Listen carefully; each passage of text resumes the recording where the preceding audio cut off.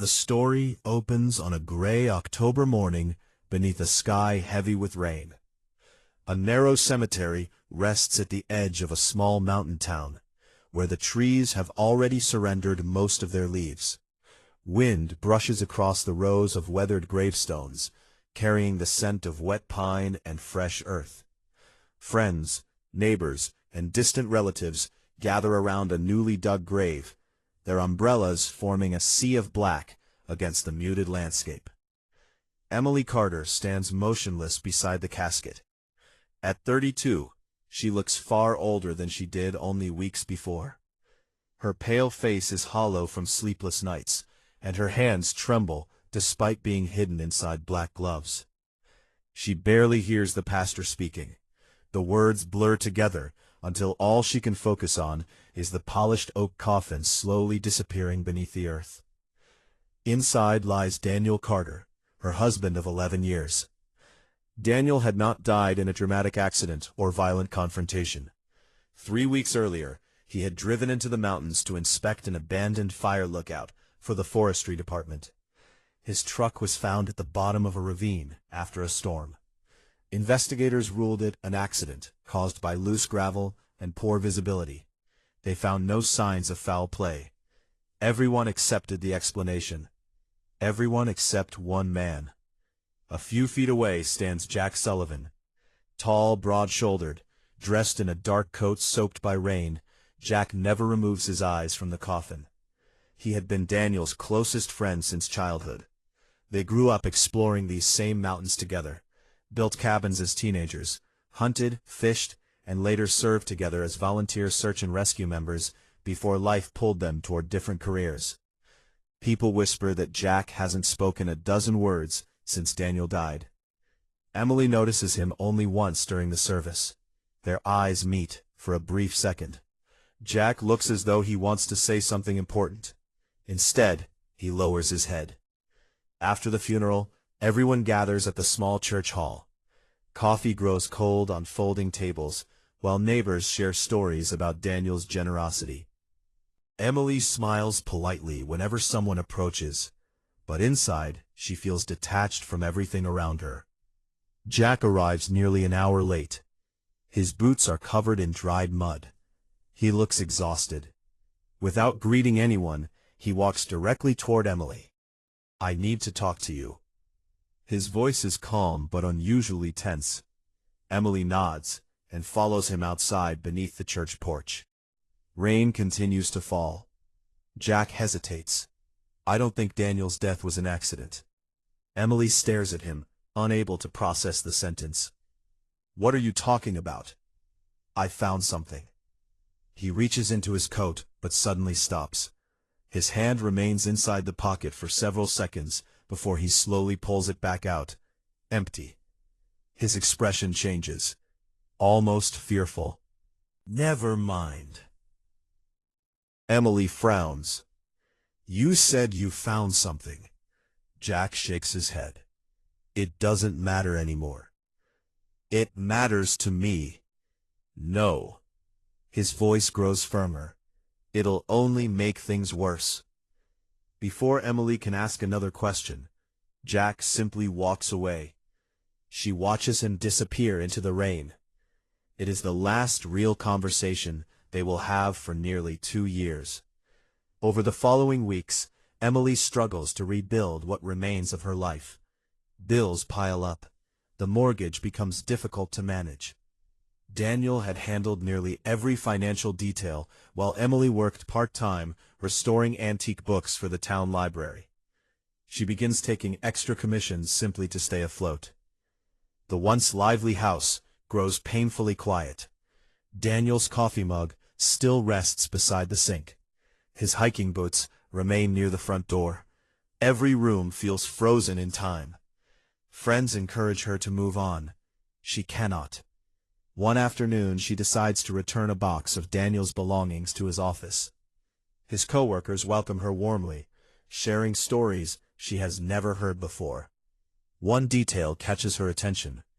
Daniel had taken several unexpected trips into the northern mountains during the months before his death. He never mentioned them. According to one ranger, Daniel seemed unusually interested in abandoned mining roads, no longer shown on modern maps. Emily dismisses the information at first.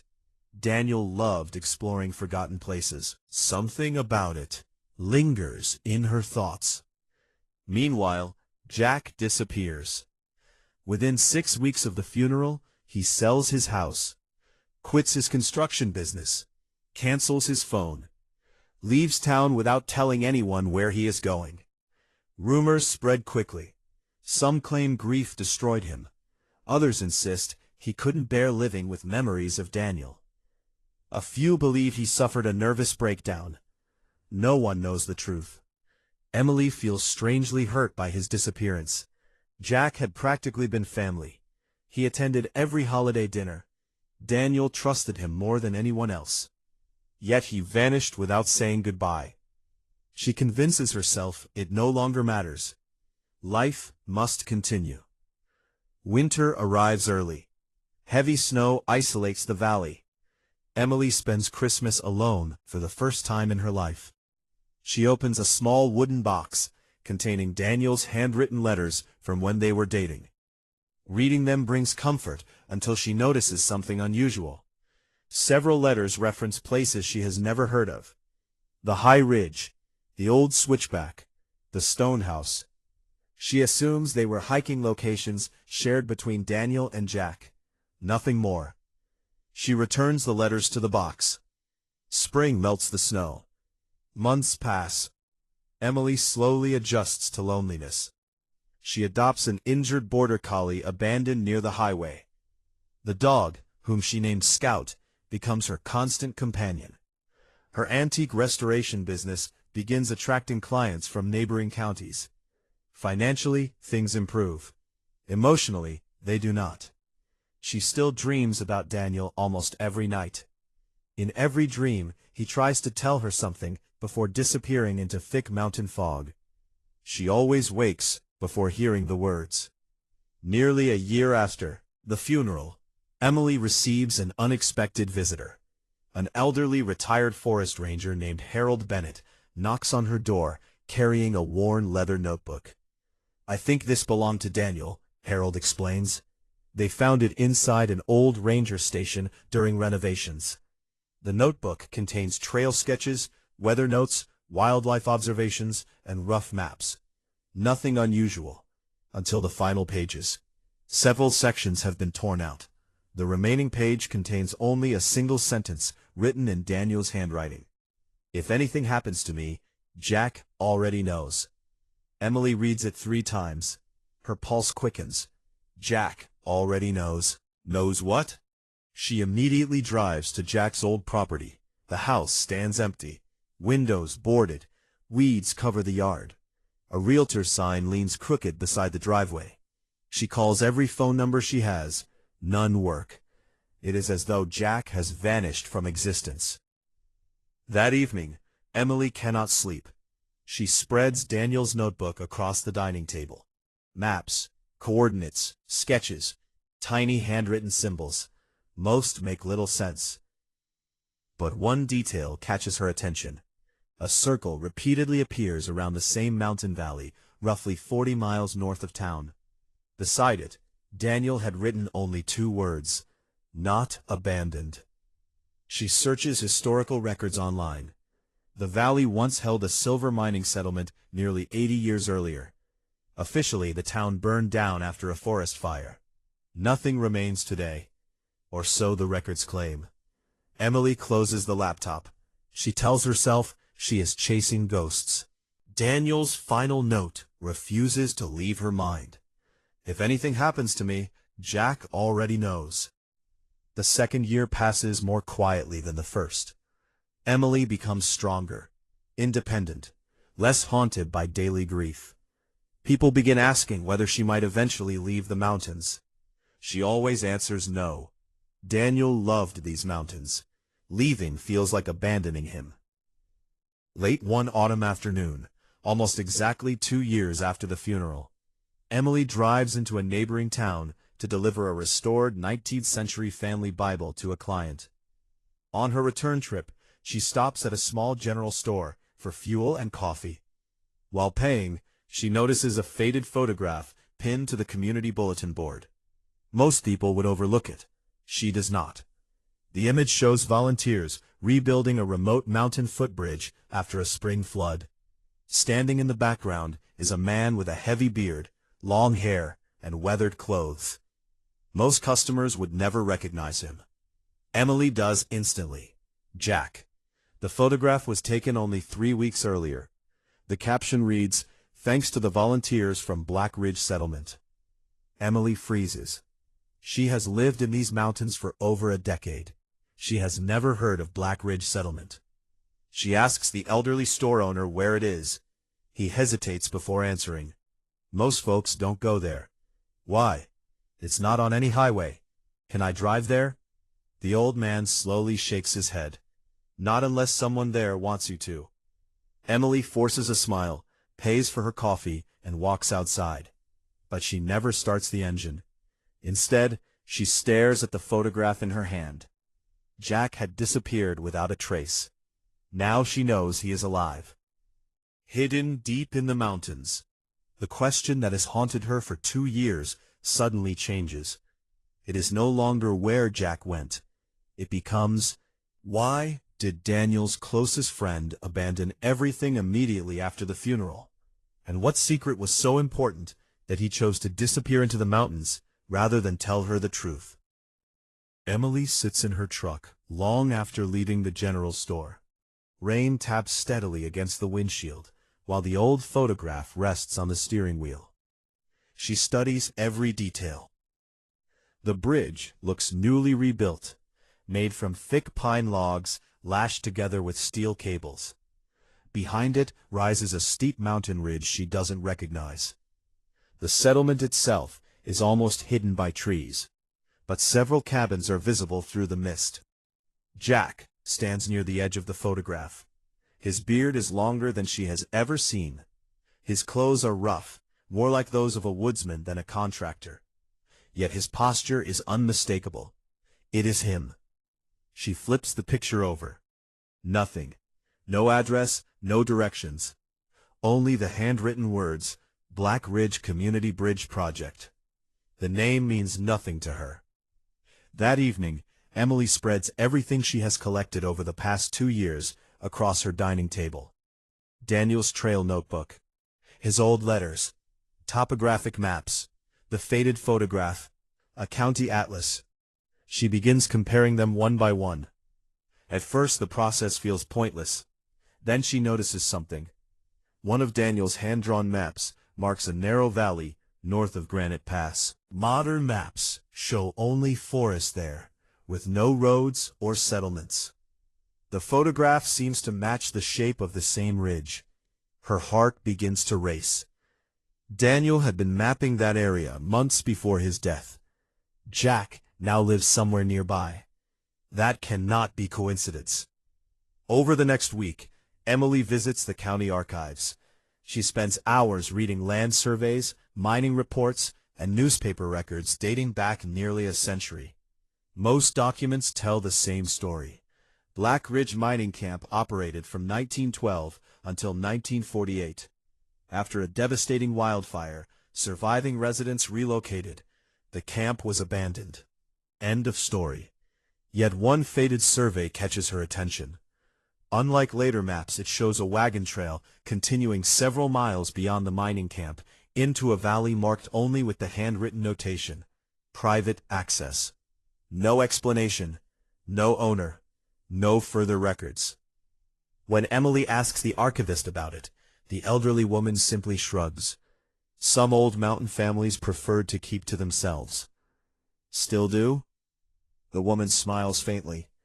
If they exist. Emily cannot let it go.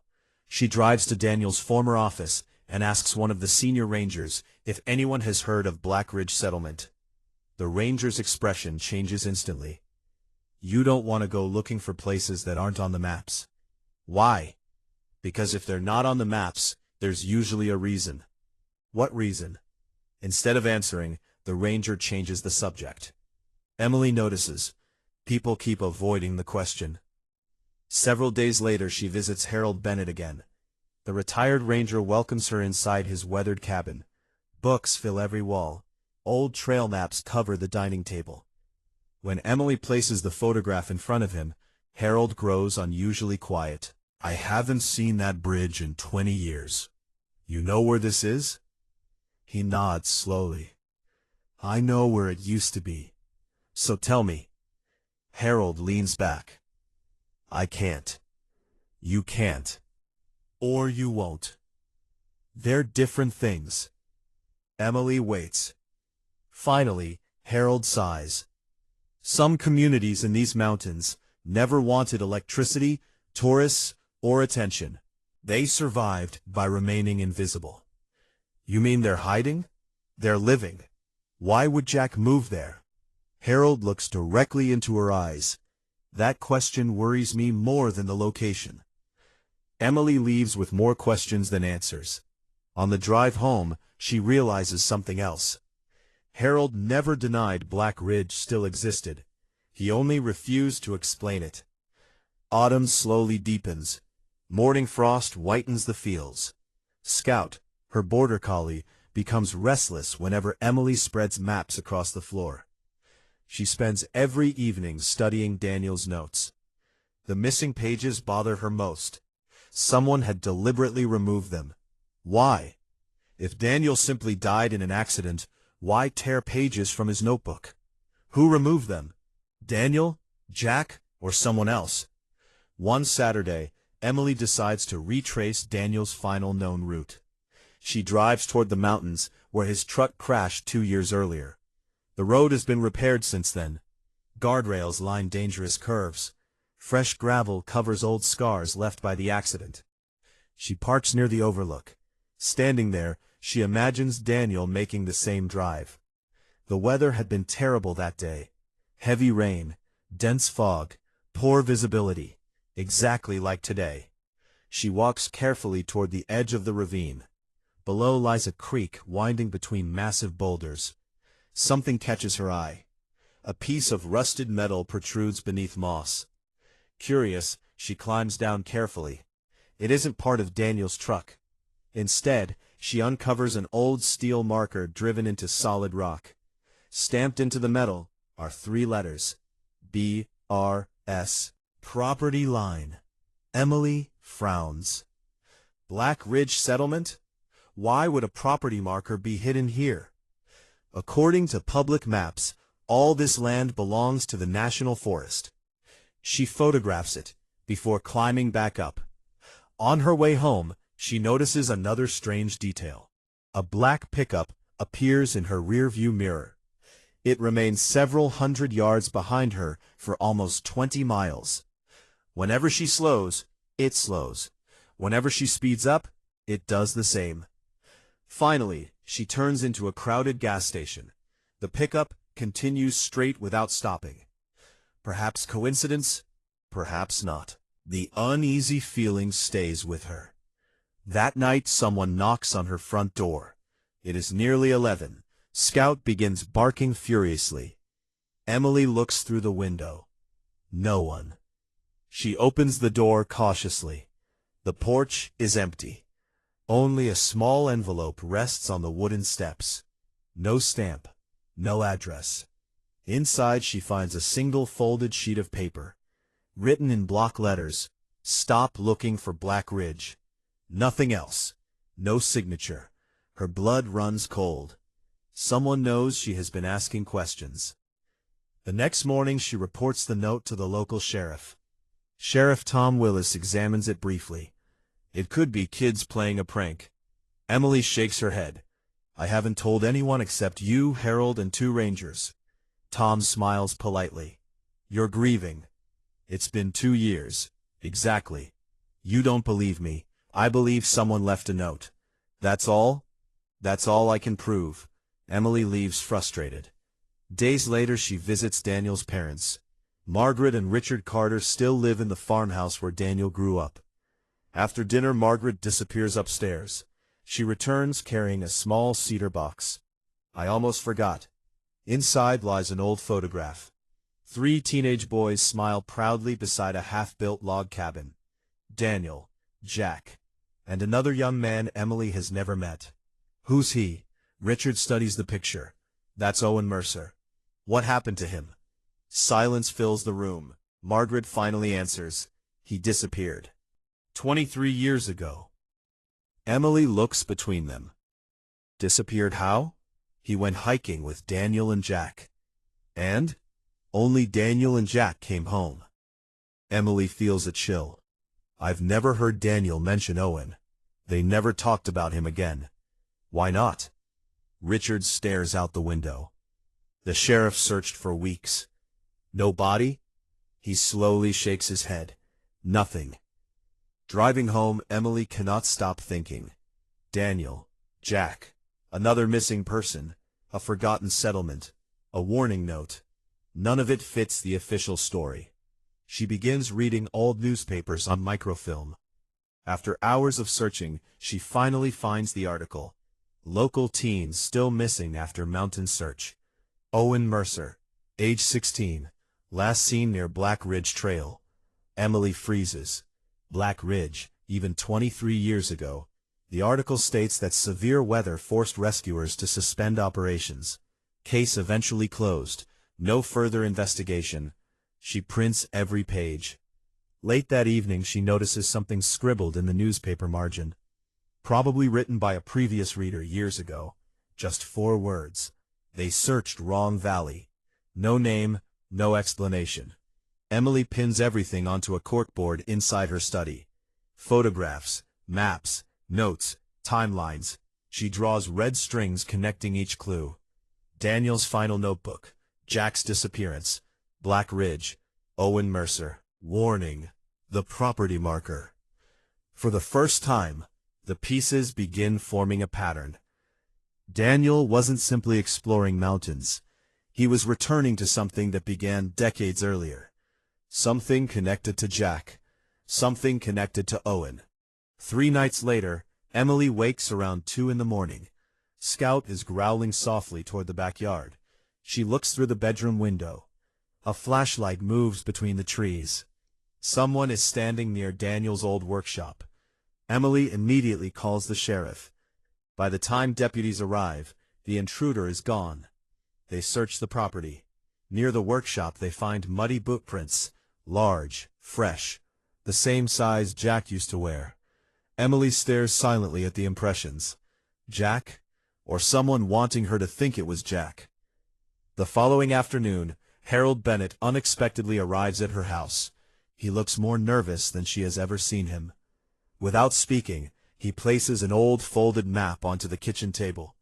I shouldn't be giving you this. What is it? The last survey I made before retirement. Emily unfolds it carefully. Unlike modern maps, it contains several trails deliberately omitted from public records. One narrow route winds through Granite Pass before disappearing into a section, labeled only, restricted by local agreement.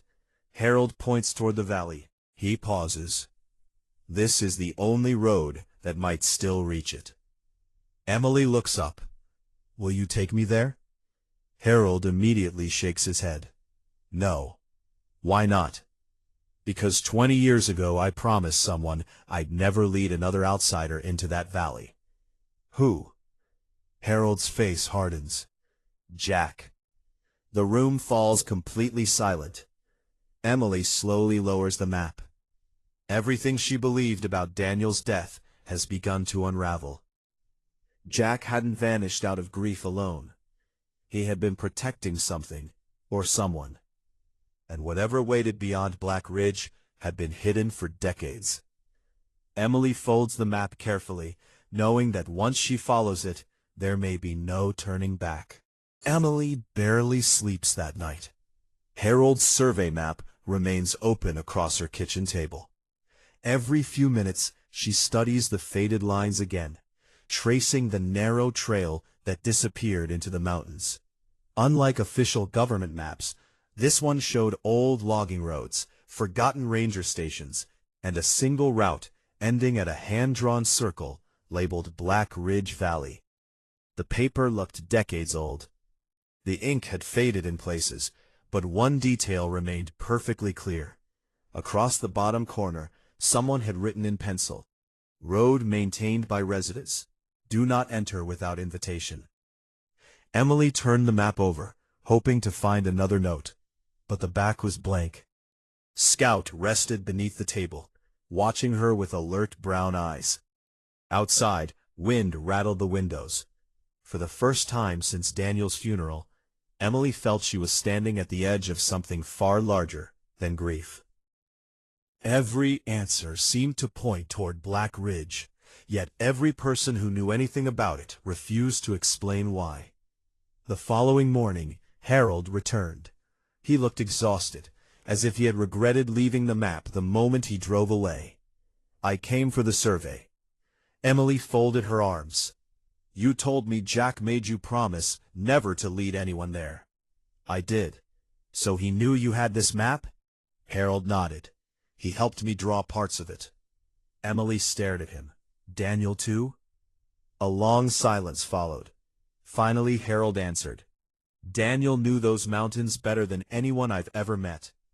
He reached for the map, but stopped before touching it. "You've already decided to go." Emily didn't answer. She didn't need to. Harold sighed. "If you're determined, don't go alone. I have Scout. The dog won't matter if the weather changes. I'm careful." "I know."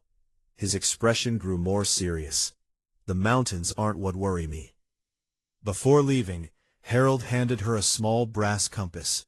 The metal casing was scratched from years of use. "I carried this for 30 years. Emily accepted it carefully.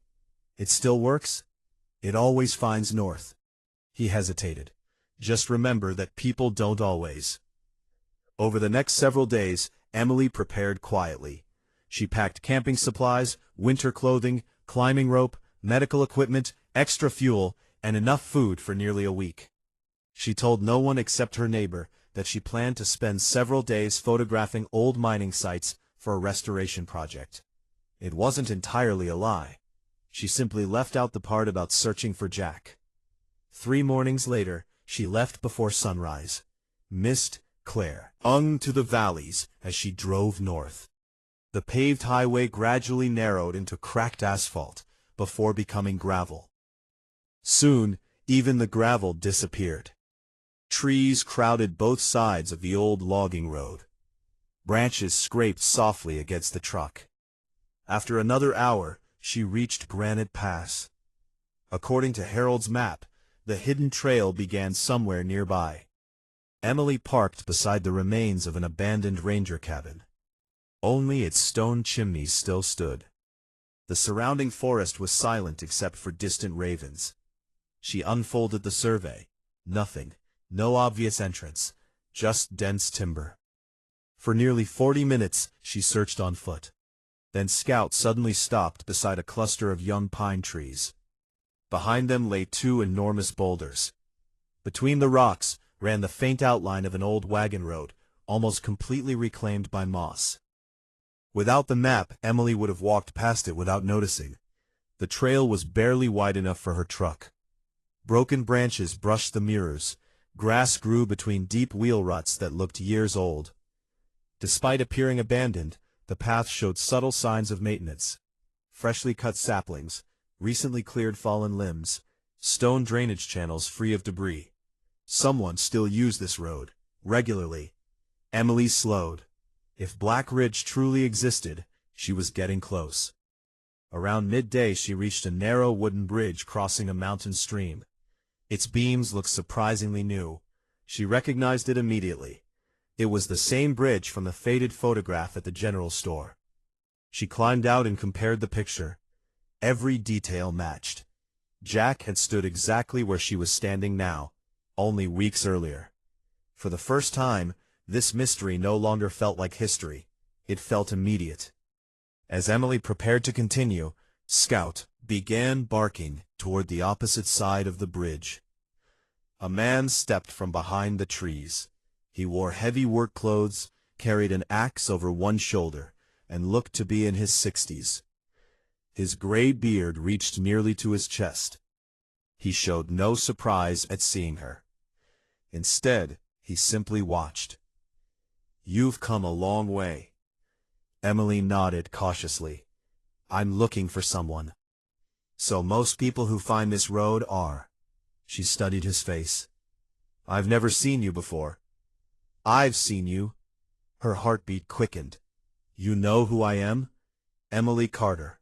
The stranger said her name as though it were common knowledge. You knew Daniel. It wasn't a question. The old man glanced toward the mountains. We all did. Emily took one careful step closer. Then tell me where Jack is. The man's expression changed almost imperceptibly. He won't be pleased that you found this place.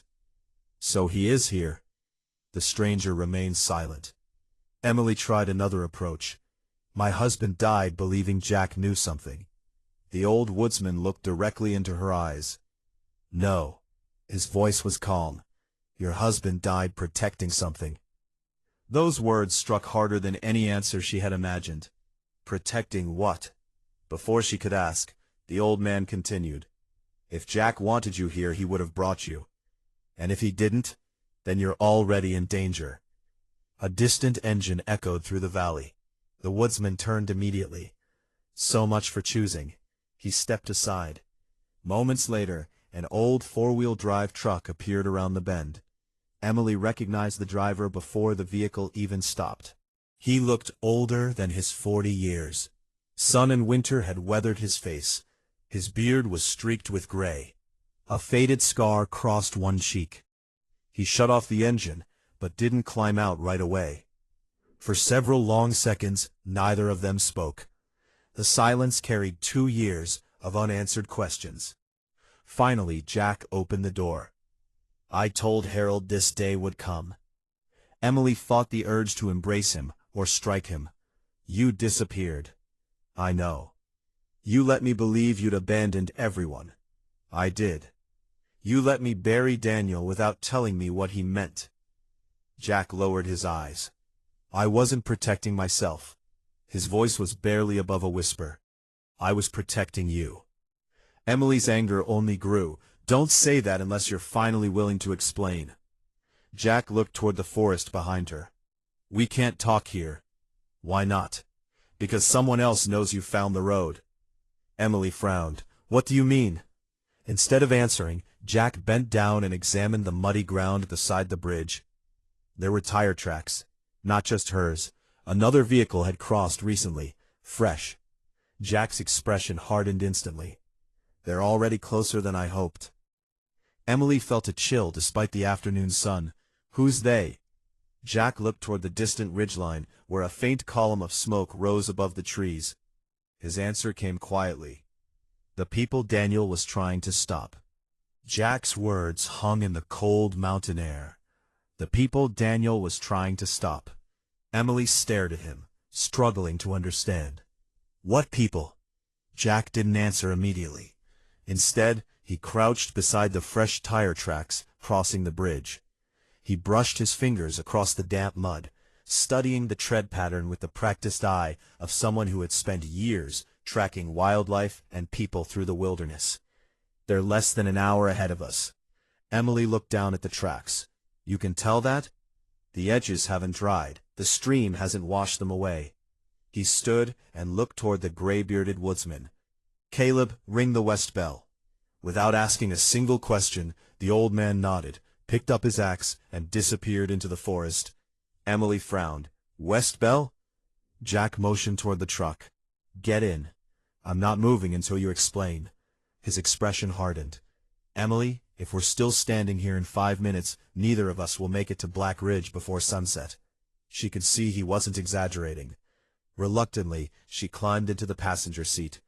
The truck crawled along the narrow mountain road. Scout rested quietly in the back seat, unusually calm. Emily noticed the road was far better maintained than it had first appeared. Fallen trees had been cut cleanly. Fresh gravel covered several washed-out sections. Someone worked hard to keep this hidden route open. After several minutes, Emily finally spoke. You said Daniel was trying to stop someone. Jack kept his eyes on the road. I did. So who? A company. What company? I don't know what they're calling themselves now. Emily looked at him in disbelief. You've been hiding for 2 years because of a company? Jack shook his head. No, he paused. I've been hiding because they never stopped looking. The road climbed steadily until the forest suddenly opened. Emily gasped. Below lay a broad valley surrounded by steep granite cliffs.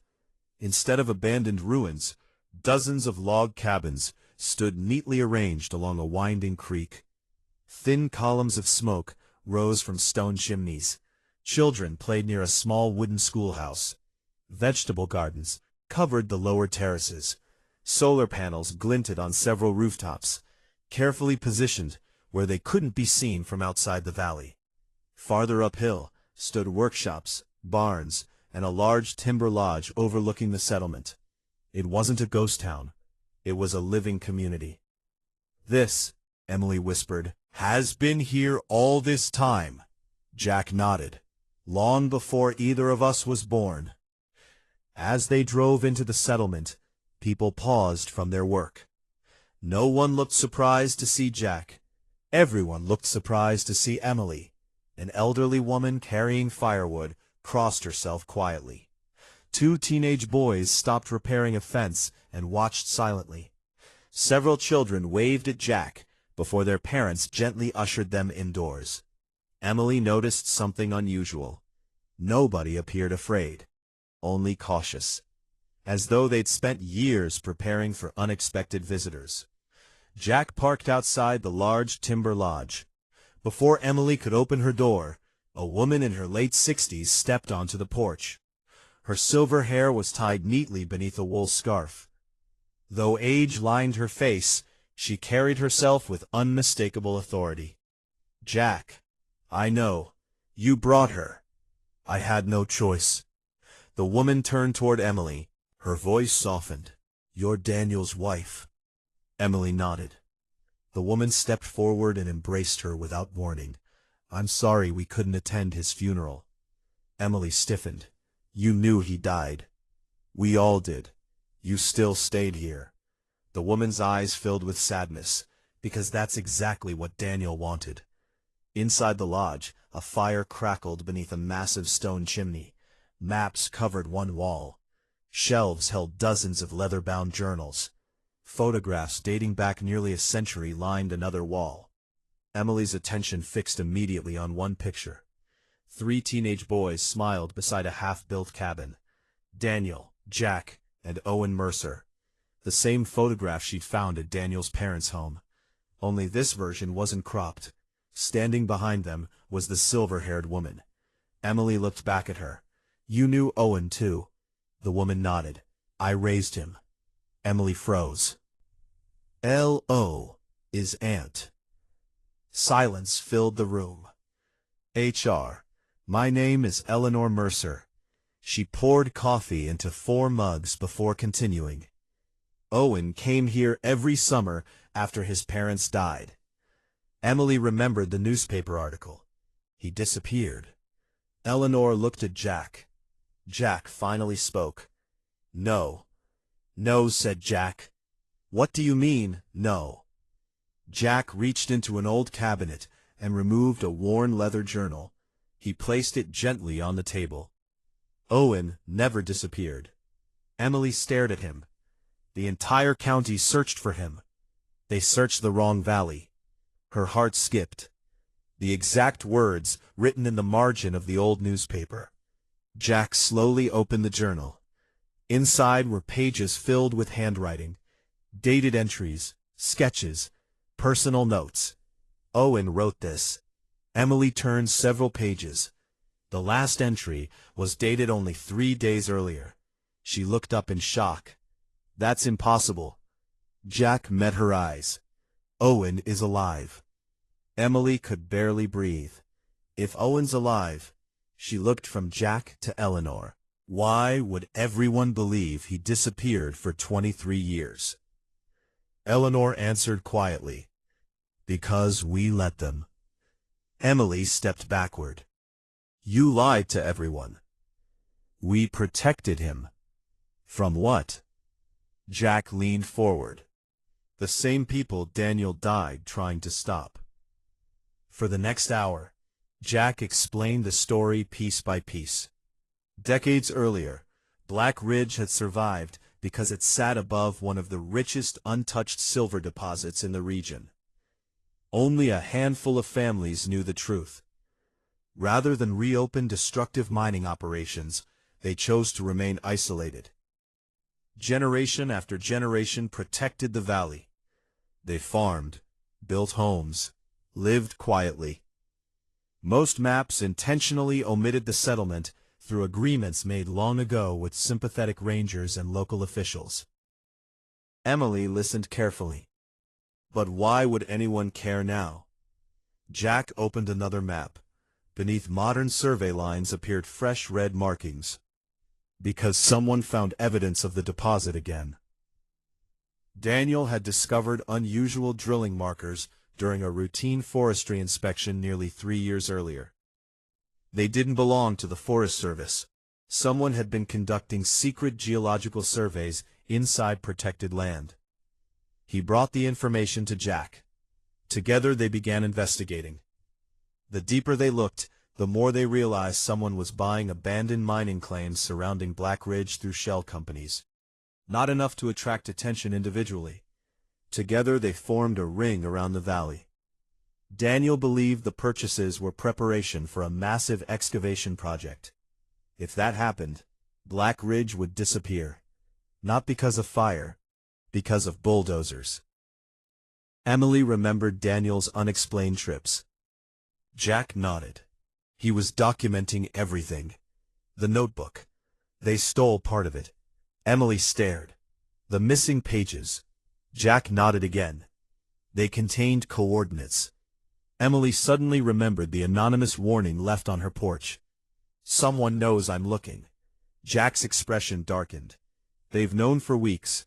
Weeks? You started asking questions at the archives. Emily looked confused. How could they know that? Jack walked toward the window, overlooking the valley. Because they have people in town. A heavy church bell suddenly echoed across Black Ridge. One slow strike, then another, then a third.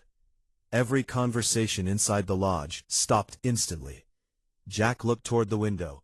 That's Caleb. What does it mean? He found them. Outside, people moved with astonishing speed. Children disappeared indoors. Workshop doors closed. Lanterns were extinguished despite the approaching evening.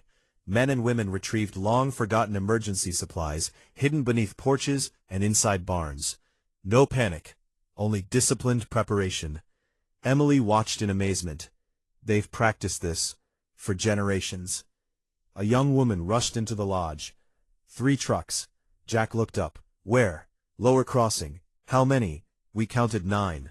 Jack nodded once. They're earlier than expected. Emily stepped closer. Who are they? The young woman looked at Emily, then at Jack. You haven't told her? Not yet. A locked drawer beneath the map table. Inside rested a weatherproof metal case. He removed several documents and handed the top folder to Emily. Across the front were the words, Confidential Land Acquisition Project. Below that was the logo of a multinational resource corporation.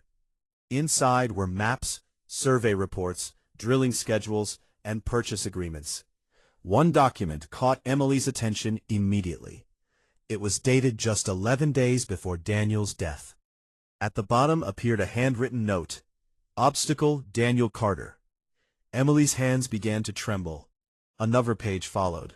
Secondary concern, Jack Sullivan. She looked at Jack in horror. They were watching both of you. Jack didn't deny it. Outside, another bell echoed through the valley.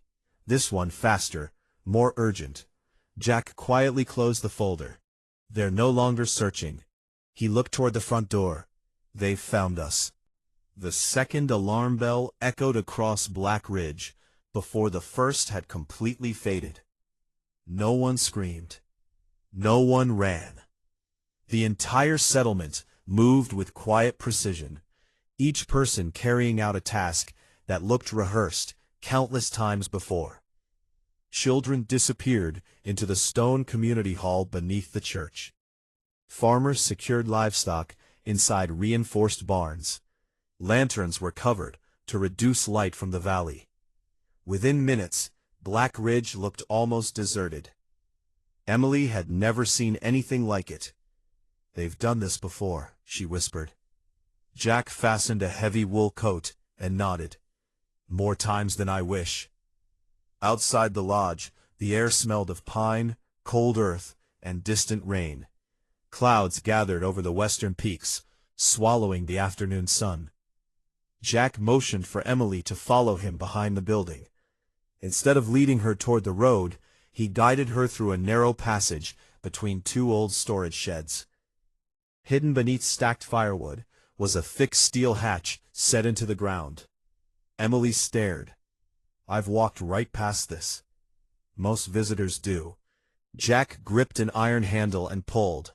The hatch opened with a low metallic groan.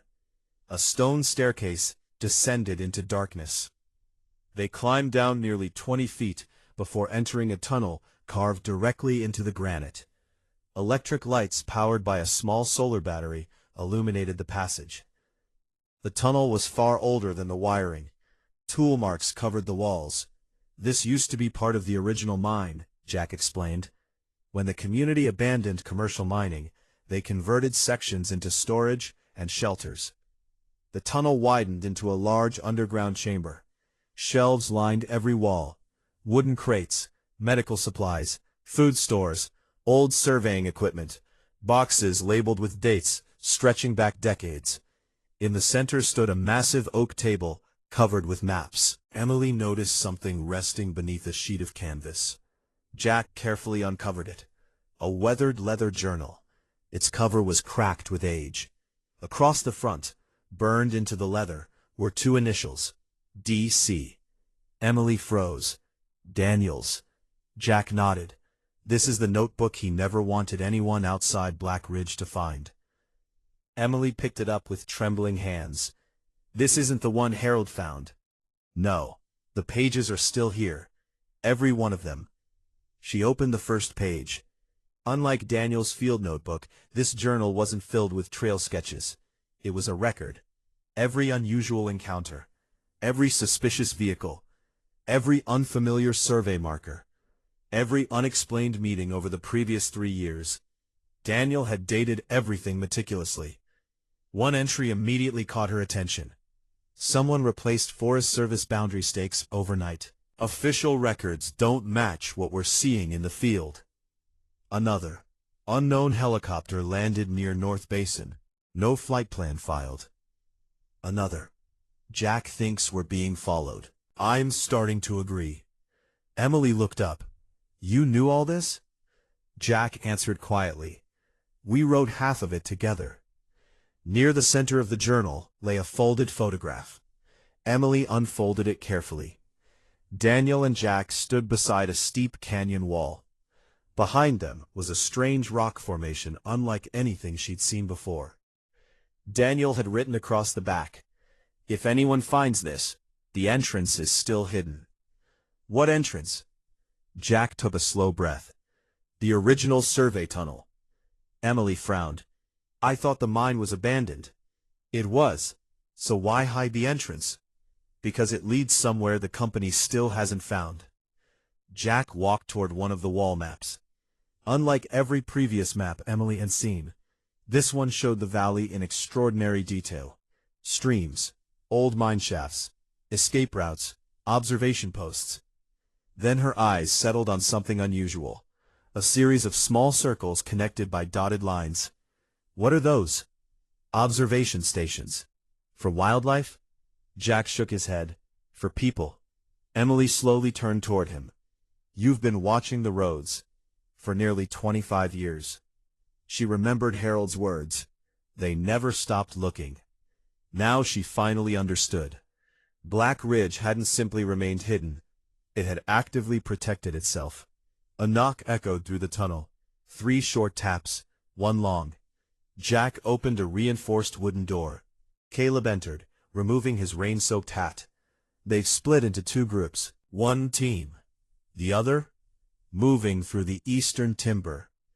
Emily looked confused. "They're surrounding the valley." Caleb nodded once. They've studied the terrain. Jack looked toward the maps. They've improved. Emily stepped closer. If they're only after the silver, why not simply buy the land legally? Jack almost laughed. They tried. And? The families refused. Jack's expression darkened. It started with intimidation. He reached into another cabinet and removed several old newspaper clippings. Each described a different tragedy over the last 30 years.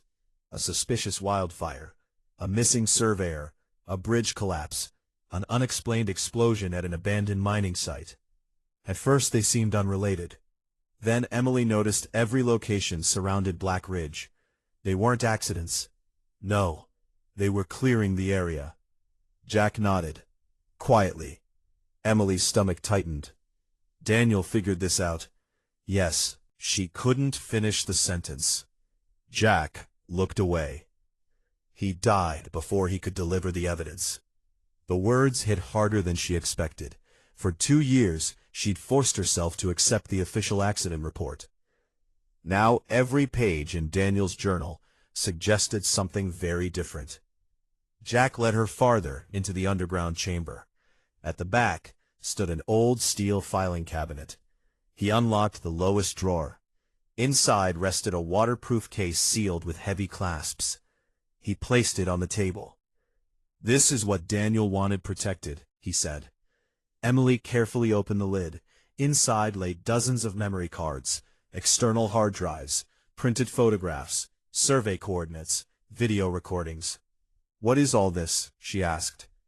"Everything Daniel collected," Jack replied. Emily looked up. "He documented them," she said. "For almost 3 years," Jack responded. One small envelope lay on top. Across the front, Daniel had written only 4 words. "For Emily, if necessary." Her breath caught. She slowly opened it. Inside was a folded letter. The handwriting was unmistakably Daniel's.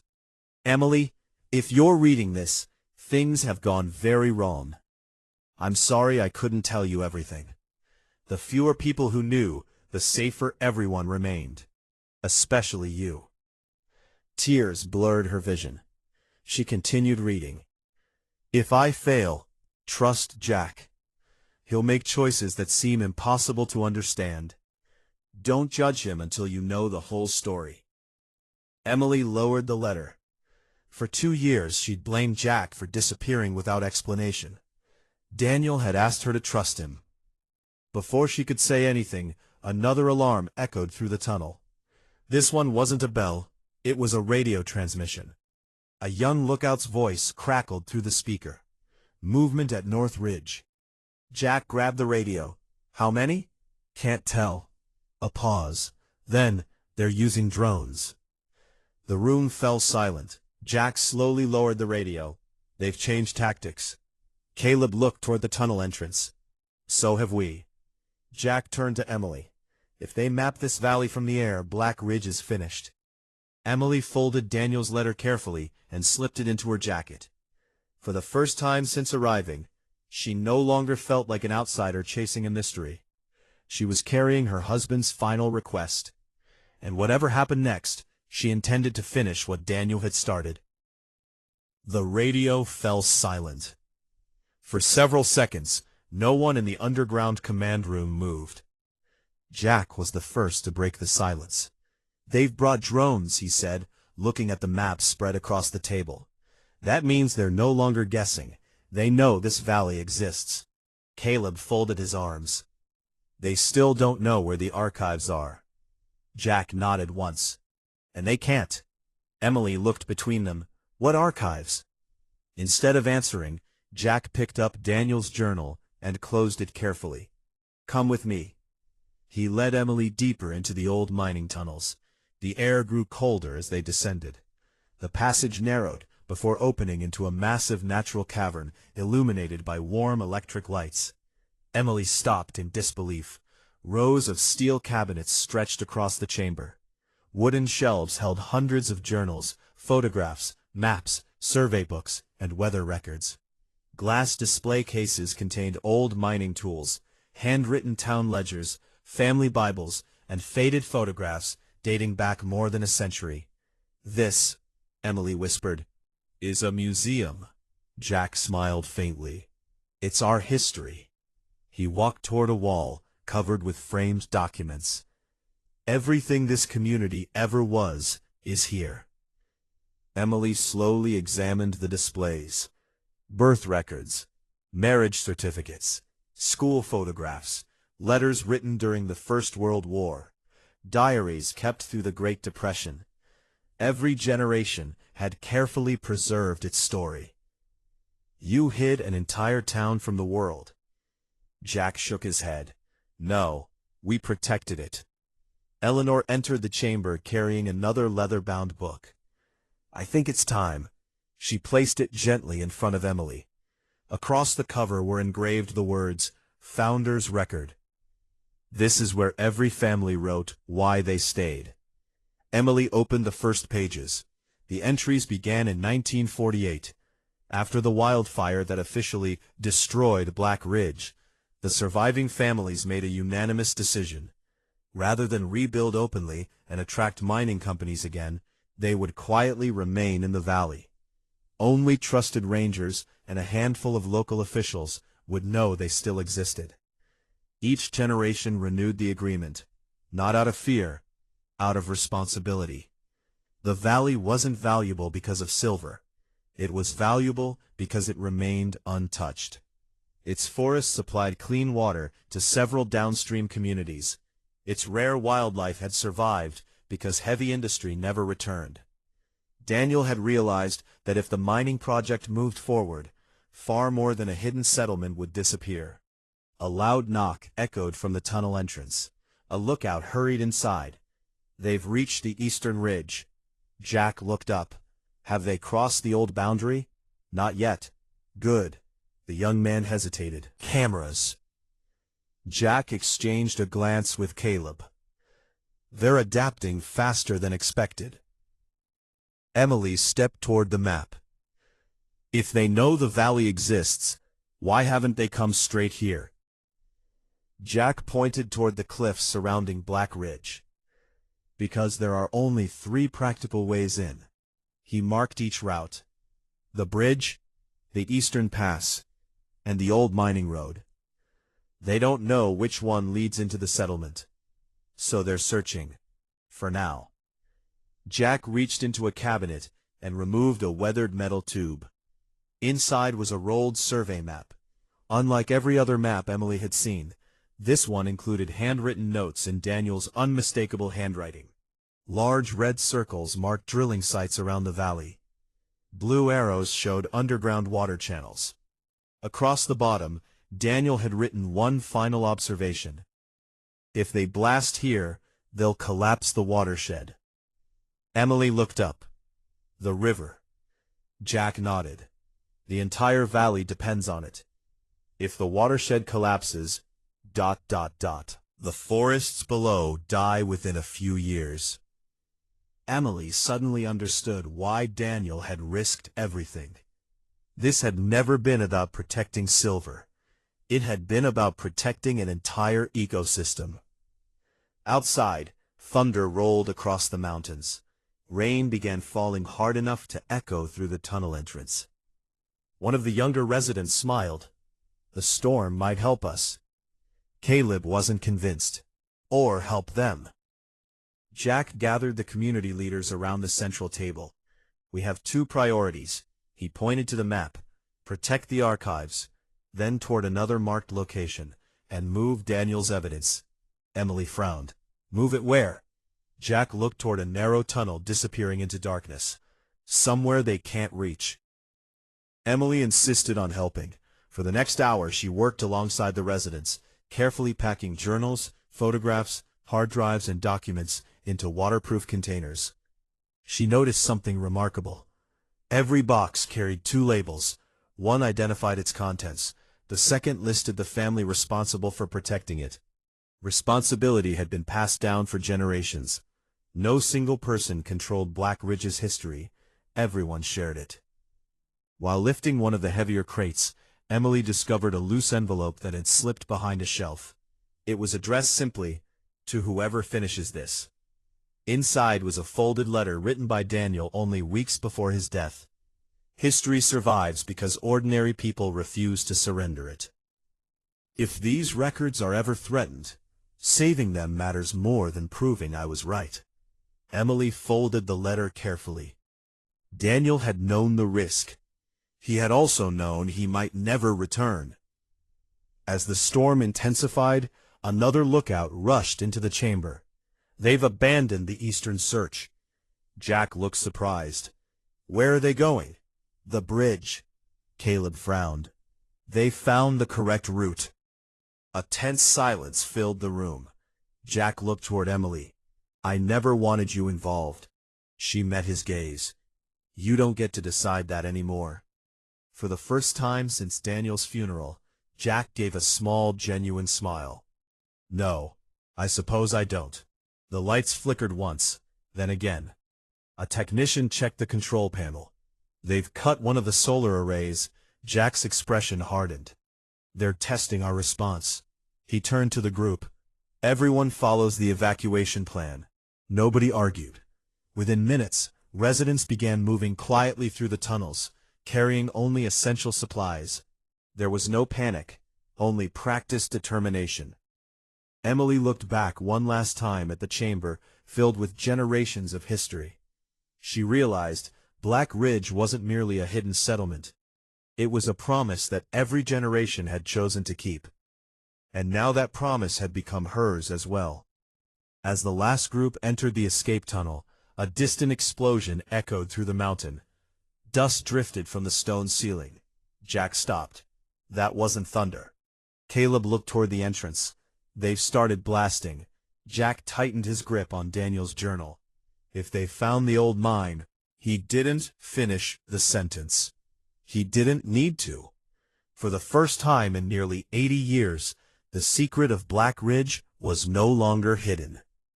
The explosion rolled through the mountain like distant thunder. Dust sifted from the tunnel ceiling as the lights flickered twice before settling into a dim, steady glow. For a moment, no one spoke. Jack looked toward the main entrance of the underground archive. "They've reached the outer mine." Caleb shook his head.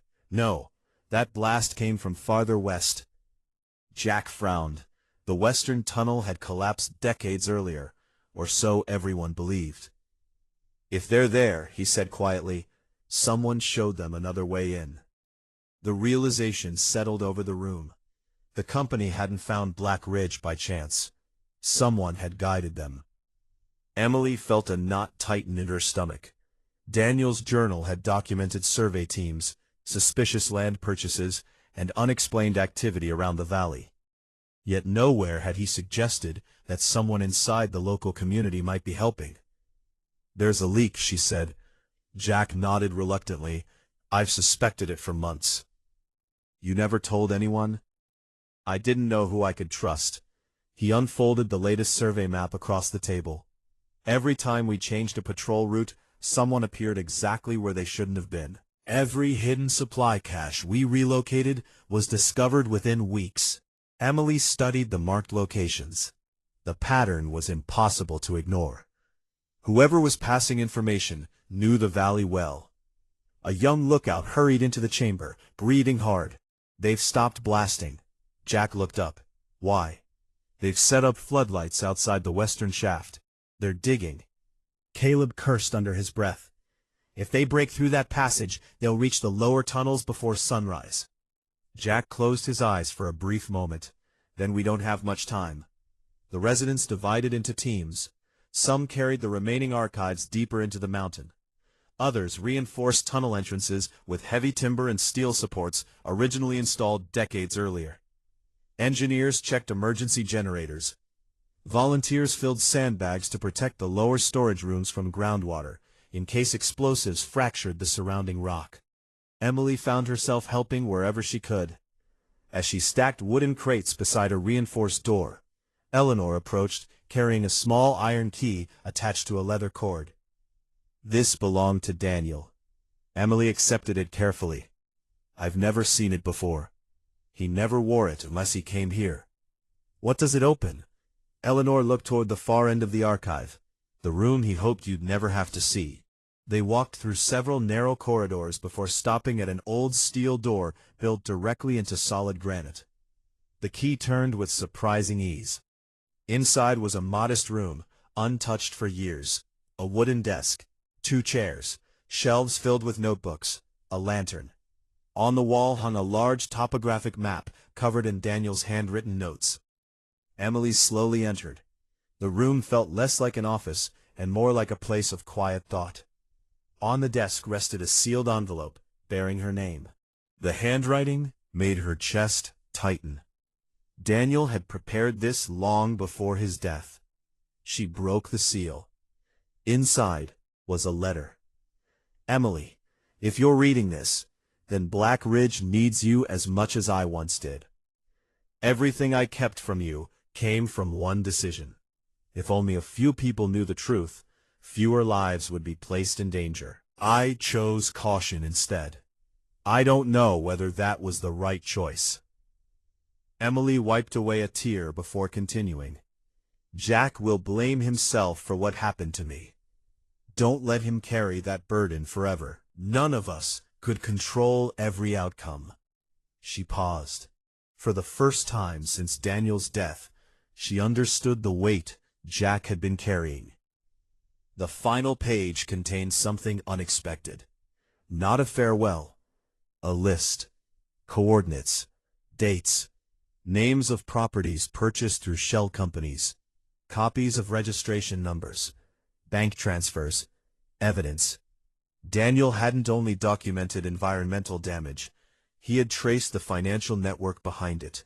Emily realized the documents could expose everyone involved, not just the people digging outside the valley, but those funding the operation. This could destroy them, she whispered. Eleanor nodded. Daniel believed the truth would matter more in a courtroom than on a mountain. Back in the archive, Jack was studying reports from the lookout teams. Caleb placed another map beside him. They've established a communications trailer near the western ridge. Security? Private contractors. Armed? We've only seen radios and utility equipment. Jack nodded. They're still pretending this is a survey operation. Emily handed him Daniel's financial records. Jack stared at them in disbelief. I've never seen these. He hid them from everyone. Jack carefully turned each page. He finished the investigation, and never got the chance to reveal it. Before anyone could speak again, the emergency radio crackled. Unknown vehicle approaching the southern logging road. Jack reached for the microphone. Description? County Sheriff's truck. Emily looked up immediately. Sheriff Willis? The reply came after a brief pause. But he's not alone. Another voice broke over the radio. There are 3 unmarked SUVs behind him. The room fell silent. Jack slowly set the microphone down.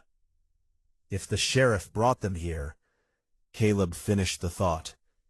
Then someone convinced him this place doesn't deserve protecting. Outside, another distant rumble echoed through the mountain. Not from explosives this time, but from heavy machinery climbing the old logging road. Emily folded Daniel's letter and slipped it safely into her jacket. For 2 years, she had searched for the reason Jack disappeared after the funeral. Now, she finally understood. He hadn't abandoned the past. He had been standing guard over Daniel's final promise. And before dawn, that promise would either be preserved or buried forever. The rumble of engines echoed through the valley, long before the vehicles came into view.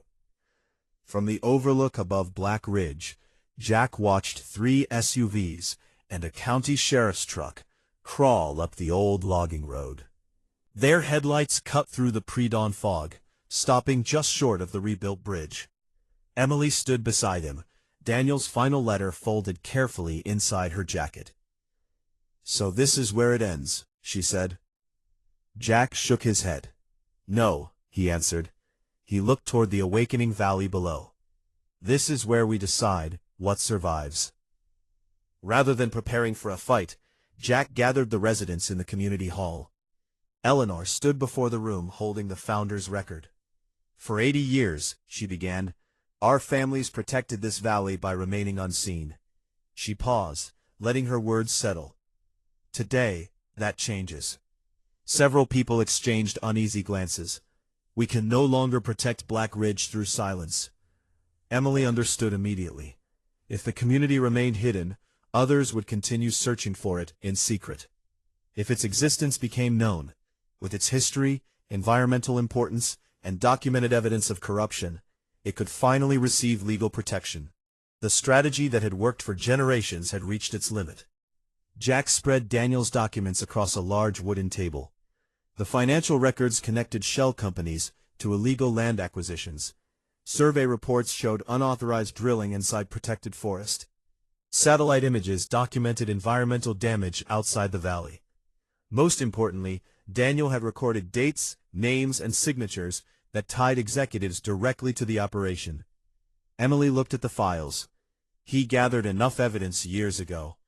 Jack nodded. He just never had the chance to deliver it. A voice crackled over the emergency radio. "They're crossing the bridge." Caleb lowered his binoculars. "But they're moving slowly." Jack frowned. "They're expecting us to hide." Instead, he handed the radio to Emily. "Call the sheriff." She hesitated. "And say what?" "The truth." Over the emergency frequency. "Sheriff Willis, this is Emily Carter." Several seconds passed before a reply came. "Emily? I'm safe. We've been told you're being held against your will." She looked at Jack, then back toward the valley. "That's a lie." Silence answered. She continued. "I have Daniel Carter's investigation. I have proof of illegal land purchases, unauthorized surveys, and environmental crimes." Another pause. Then the sheriff spoke more quietly. "If that's true, it is. It is. Then don't destroy it." Emily answered without hesitation. "We're coming to you." Jack, Emily, Eleanor, and Caleb walked together toward the bridge, carrying only a weatherproof case containing Daniel's evidence. The residents remained behind. No weapons, no threats, only witnesses. The morning fog slowly lifted as they reached the center of the bridge. On the opposite side stood Sheriff Willis and several investigators. Behind them waited representatives of the mining corporation. Their lead executive stepped forward confidently. "This property belongs to our company." Jack smiled calmly. "No." He looked toward the sheriff. "It belongs to history." Emily placed the evidence case on the bridge and opened it. Daniel's journals, financial records, photographs, survey maps, video recordings, even the letter explaining why he had kept everything secret. The sheriff examined the documents one by one. His expression changed with every page. He stopped when he reached a drilling authorization bearing a forged state permit. "I've never seen this." "You weren't supposed to," Emily replied. One of the investigators connected a portable computer to Daniel's hard drives. Video after video appeared. Unauthorized drilling, equipment operating at night, survey crews removing boundary markers, conversations identifying shell companies used to purchase surrounding land. Finally, a dashboard camera recording appeared. The footage showed Daniel's truck on the day he died. A black SUV followed several hundred yards behind. The investigator paused the video. There, the SUV accelerated. Moments later, the recording ended abruptly. The sheriff looked up. This wasn't a simple accident. Emily closed her eyes. For 2 years she had wondered. Now, she finally had her answer. Daniel had not died because the mountains were dangerous. He had died because he refused to abandon the truth. Within hours, state investigators arrived by helicopter. The corporation's survey operation was suspended. Its equipment was seized. Search warrants were issued based on Daniel's records. Over the following months, investigators uncovered years of fraudulent land purchases, bribery, and environmental violations. Several executives faced criminal charges. Dozens of protected land transfers were reversed. Black Ridge received emergency historical and environmental protection, while officials reviewed its legal status. For the first time in nearly a century, the settlement appeared on an official map. Spring returned to the mountains. The valley looked different now. Visitors arrived occasionally with permission. Historians helped preserve the archives. Environmental scientists documented the unique ecosystem Daniel had fought to protect. Nothing about Black Ridge became commercial. Its residents insisted that anyone entering the valley understand its history before walking its trails. The state agreed. One warm afternoon, Emily visited the cemetery where the story had begun. She carried a small wildflower bouquet gathered from the hills overlooking Black Ridge. She knelt beside Daniel's headstone. "I know now," she whispered. "I know why he left." Footsteps approached behind her. Jack stood a respectful distance away. Neither spoke for a long moment. Finally, Emily smiled. He kept his promise. Jack looked toward the mountains. So did you. Later that evening, the residents gathered outside the community hall. Children laughed near the rebuilt bridge. Music drifted through the valley. Eleanor placed the founder's record on a wooden table. Then she added a new page. She handed the pen to Emily. "What should I write?" "Answering. Write that we stopped hiding." She smiled as the sun dipped behind the western ridge. "And that the valley survived because ordinary people chose courage over fear." Eleanor carefully wrote the words into the century-old record. When she finished, she closed the book and placed it back on the shelf beside every generation that had come before.